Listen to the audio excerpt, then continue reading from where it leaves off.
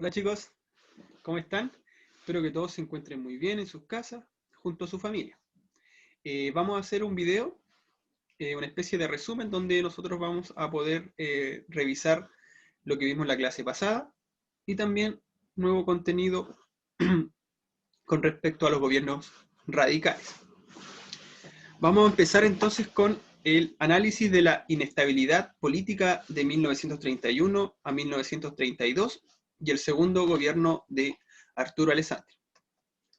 Nosotros habíamos visto que en esta época de inestabilidad política se habían sucedido una gran cantidad de dictaduras, cuartelazos, golpes de Estado. ¿Ya? Esa va a ser la tónica de estos 2 años antes del segundo mandato de Arturo Alessandri. El primer gobierno autoritario tenemos a Juan Esteban Montero, que participa en la dictadura de Carlos Ibáñez del Campo, por lo que tiene cierta notoriedad pública, cierta popularidad. Así que eso le permite convertirse en un nuevo presidente de Chile, en unas elecciones que él mismo va a organizar. Su gobierno va a terminar abruptamente cuando un coronel de la aviación, Marmaduke Grob, va a realizar un golpe de Estado. Acá vemos, por ejemplo, cómo Marmaduke Grob se encuentra sobrevolando el espacio aéreo de la Moneda, mientras tanto, una caricatura de Esteban Montero durmiendo, mientras se acerca peligrosamente el militarismo. Por lo tanto, el gobierno de Juan Esteban Montero es derrocado, iniciándose la República Socialista de los 12 días. En este caso tenemos que se conforma una junta militar integrada por Carlos Dávila, Eugenio Mate y Arturo Puga. Mientras tanto que el coronel Grob va a quedar a cargo del Ministerio de Defensa.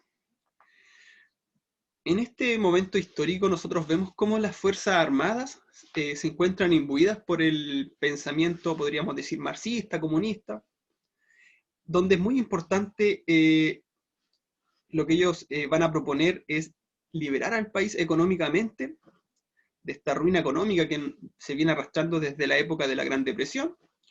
Entonces lo que ellos van a proponer es el triunfo o implementar la justicia social en nuestro país. ¿Ya? Todos estos cambios estructurales que ellos van a proponer, de todas maneras no se van a poder llevar a cabo. Esta República Socialista solo dura 12 días.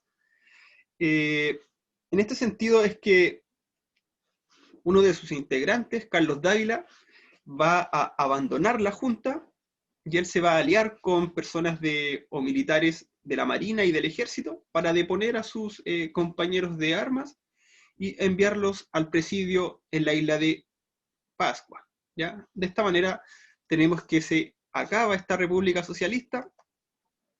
Justo en este momento histórico nosotros vemos que surge una institución cívico-militar conocida como las milicias republicanas. ¿Ya?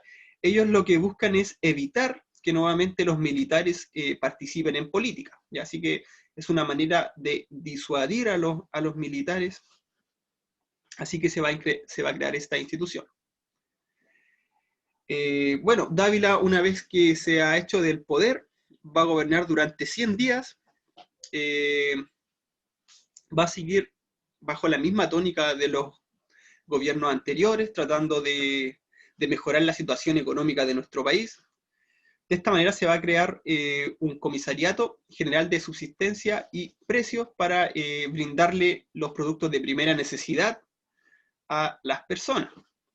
Su gobierno va a estar, o va a gobernar, mejor dicho, de manera autoritaria, bajo el estado de sitio, aplicando la ley marcial.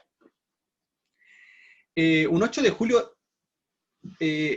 Dávila se va a nombrar presidente provisional, lo que no va a gustar dentro de las Fuerzas Armadas, así que van a obligarlo a deponer su gobierno y este tendrá que salir al exilio. ¿Ya? Una parte de las Fuerzas Armadas va a exigir que se respete el Estado de Derecho en nuestro país. ¿Ya? Recuerden que la Constitución creada en 1925 era letra muerta, así que un sector del ejército, de las Fuerzas Armadas, va a pedir que se respete el Estado de Derecho y que se organice realmente una elección democrática, ¿ya? Acá, por ejemplo, tenemos una caricatura que nos representa los problemas que se asociaban al sillón presidencial, al poder ejecutivo, ¿ya? Por ejemplo, una manera de mofarse de esta situación es a través de la utilización de la fuerza, ¿ya? Pues podemos ver acá algunos tipos de amarras que evitarían que el presidente renuncie o salga de su poder o se vaya exiliado también, ¿ya? Así que esa va a ser la tónica de esta época.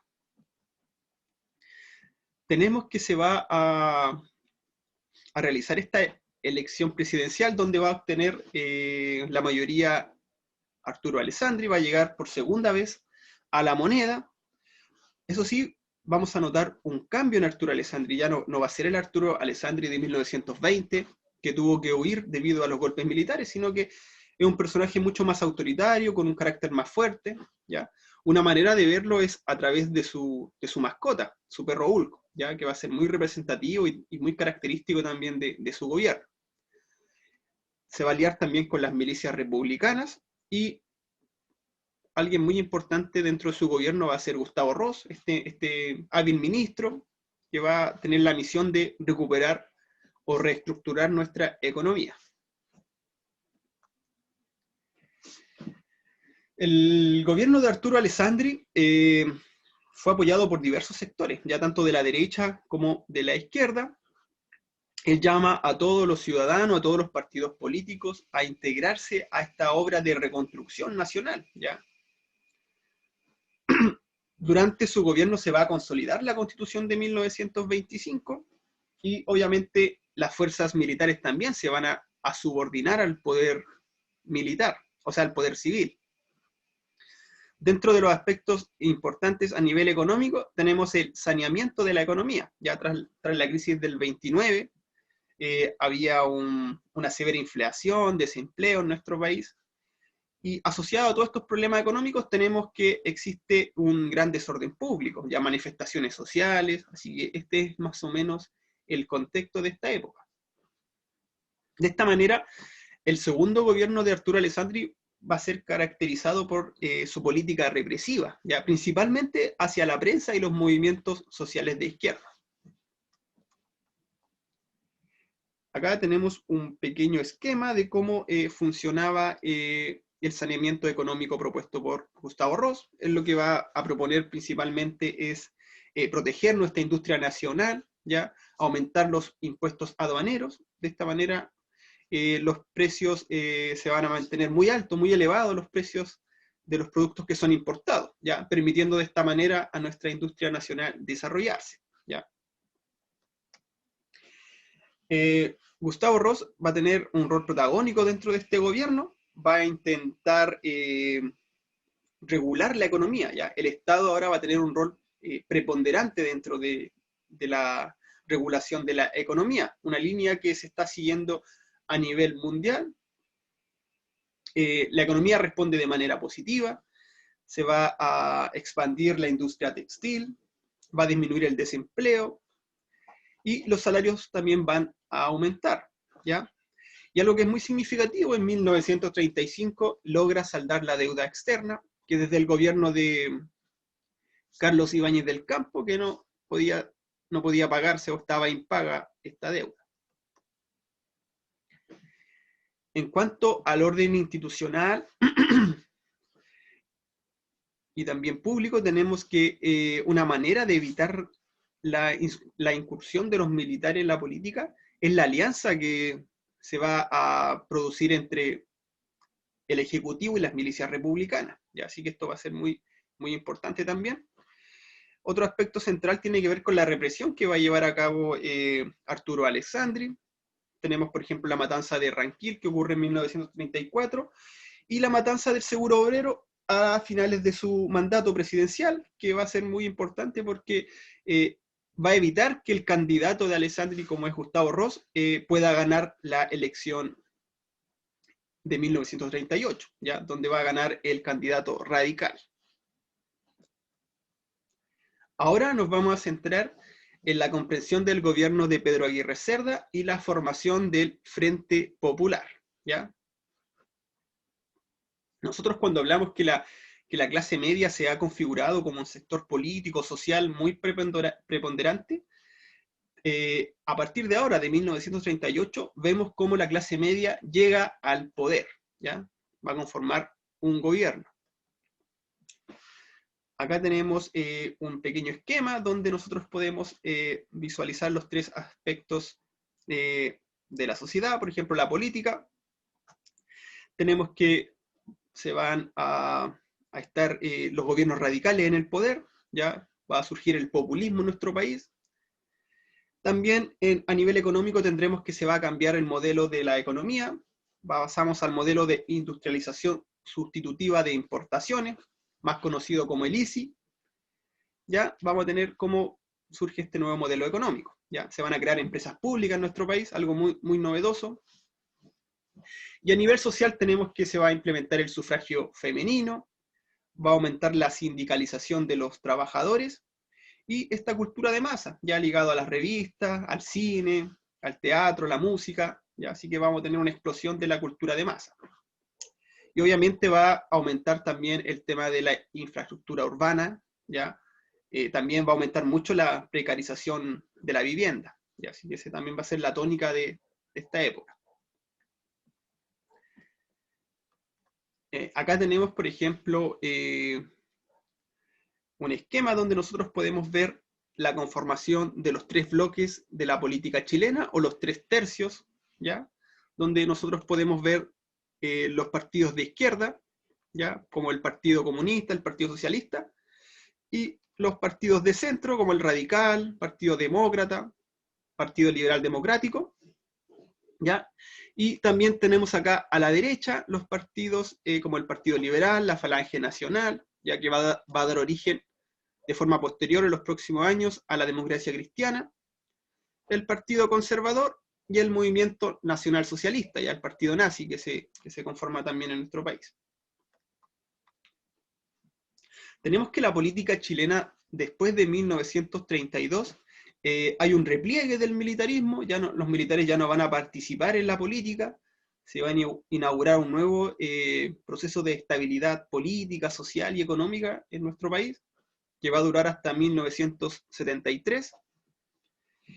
Como les decía, se van a configurar estos tres bloques de la política chilena también, y también vamos a tener un repunte de la izquierda, ¿ya? La izquierda a partir de la crisis del 29, y también debido al autoritarismo del presidente Alessandri. Ya recuerden que la matanza del seguro obrero va a significar la pérdida de las elecciones del candidato de Arturo Alessandri.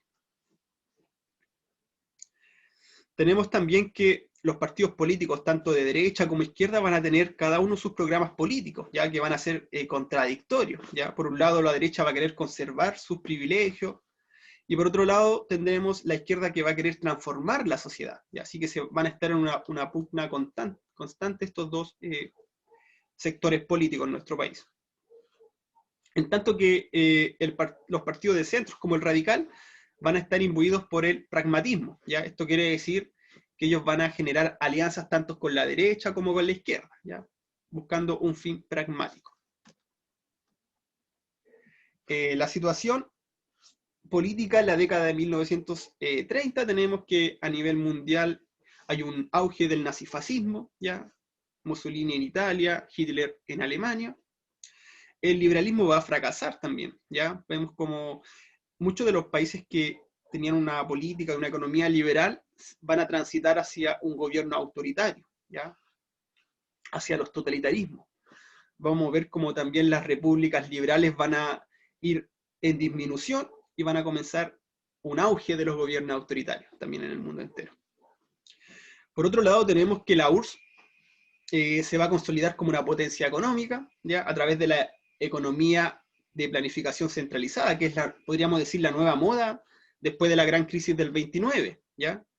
Gracias a esta implementación en la URSS, tenemos que ellos no se van a ver afectados por la gran crisis del 29, va a ser quizá el único país que no se va a ver afectado por esta gran crisis mundial. Tenemos que la Internacional Comunista, en vista del aumento del autoritarismo, del fascismo a nivel mundial, va a proponer una alianza con todas las fuerzas, tanto de fuerzas o movimientos antifascistas en cada país, ¿ya? Los va a instar a que conformen los frentes populares, ya para detener el avance de estos grupos fascistas en el mundo entero. Tenemos que en Chile, ya algo que ocurría también en Francia, en España, en Chile también obviamente, tenemos que se va a conformar este Frente Popular, el Partido Comunista de 1935 que venía buscando una alianza con los radicales. Después, en 1936, se va a conformar esta alianza y en 1937 se van a unir los socialistas. Otras organizaciones sociales que se van a unir también a este Frente Popular es la Confederación de los Trabajadores de Chile y la Federación de Estudiantes de Chile, que también van a integrar a este Frente Popular. Los comunistas, como una manera de mantener una posición moderada, ellos dicen que prefieren que sea un candidato radical el que participe en la elección presidencial de 1938.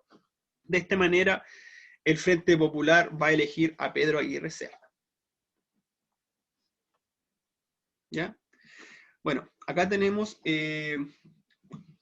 la imagen de los gobiernos radicales. ¿Ya? Primero tenemos que Pedro Aguirre Cerda va a ganar la elección de 1938, se va a convertir en presidente. Después tenemos el gobierno de Juan Antonio Ríos y posteriormente el gobierno de Gabriel González Videla. Y acá tenemos un esquema donde nosotros podemos ver los principales aspectos de estos gobiernos radicales. Por ejemplo, el primer gobierno de Aguirre Cerda tiene su lema "Gobernar es educar". De esta manera se da mucho énfasis en la educación, se construyen muchas escuelas. Y también se va a crear la Corfo, ya que es como el bastión, podríamos decir, del desarrollo industrial de nuestro país. El otro gobierno de José Antonio Ríos es gobernar, es producir. Ya acá vemos ya cómo se va a instalar el modelo ICE en nuestro país. Se van a crear empresas como Endesa, por ejemplo, y también la Compañía de Aceros del Pacífico, ¿ya? Así que esa va a ser la tónica de este gobierno. El gobierno de Gabriel González Videla vemos también que se siguen creando empresas públicas y también se va a crear la Ley de Defensa Permanente de la Democracia, ya que va a proscribir al Partido Comunista. También se va a llevar a cabo el sufragio femenino en las presidenciales y parlamentarias, ya por primera vez en nuestra historia. Acá tenemos una imagen donde se representa quizás un poco la contradicción del gobierno de Pedro Aguirre Cerda, ¿ya? Por ejemplo, acá la caricatura se hace esta pregunta: ¿candidato de la clase media o de la clase obrera? Ya, esa va a ser como la dicotomía que tendrá que atravesar Pedro Aguirre Cerda. Acá vemos una imagen que representa el problema de la vivienda que existía en Santiago principalmente, ¿ya? Recuerden que a raíz de la crisis del 29 muchos trabajadores van a llegar a vivir a Santiago, ¿ya? Y se van a instalar en la periferia. La ciudad no va a estar preparada para recibir esta gran cantidad de personas. Así que una preocupación también del gobierno de Pedro Aguirre Cerda va a ser la construcción de viviendas. Bueno, ya habíamos dicho que su lema del gobierno es gobernar es educar, con mucho énfasis en la educación. A raíz del terremoto de Chillán de enero de 1939, se va a crear la Corporación de Fomento de la Producción, más conocida como Corfo. Chile también va a incorporar el territorio chileno-antártico también a su soberanía. Y Pedro Aguirre Cerda no alcanza a terminar su mandato debido a que fallece producto de un cuadro de tuberculosis. Bueno, ¿cuál va a ser el objetivo que va a tener esta Corfo? Principalmente va a diseñar planes de acción inmediata para coordinar el proceso de industrialización en nuestro país, ya a mediano y a largo plazo, ¿ya? De esta manera, las 5 áreas estratégicas que va a diseñar la Corfo es la energía y combustible, el comercio del transporte, la agricultura, la minería y la industria. Dentro de los aspectos sociales del gobierno de Pedro Aguirre Cerda tenemos que son representados los gobiernos, o sea, los grupos medios y los grupos bajos de la sociedad, ¿ya? Un problema que tendrá que afrontar Pedro Aguirre Cerda es podríamos decir, la no representación del mundo campesino, ¿ya? Va a existir una contradicción en este sentido debido a que se sabía que si se inmiscuía con los intereses de los grandes hacendados en nuestro país, podría generarse alguna crisis de tipo social, política, así que para evitar tocar los intereses de los grandes hacendados, de los grandes terratenientes, Pedro Aguirre Cerda decide dejar de lado al mundo campesino, ¿ya? Ese va a ser un gran problema también de este modelo ISI, ¿ya? Al no preocuparse de lo que ocurría en el campo, ¿ya? Se agrava el problema de la vivienda, la inflación también va a seguir aumentando en nuestro país, por lo tanto se va a llevar a cabo un plan de construcción de viviendas, ¿ya? Otro aspecto importante también es la llegada de el barco Winnipeg, ¿ya? Que traía a los republicanos una vez que se instala Franco en el poder. Bueno, eso ha sido todo, chicos. Espero que les sirva estos videos resumen y nos vemos la próxima sesión. Que estén muy bien, nos vemos, chao, chao.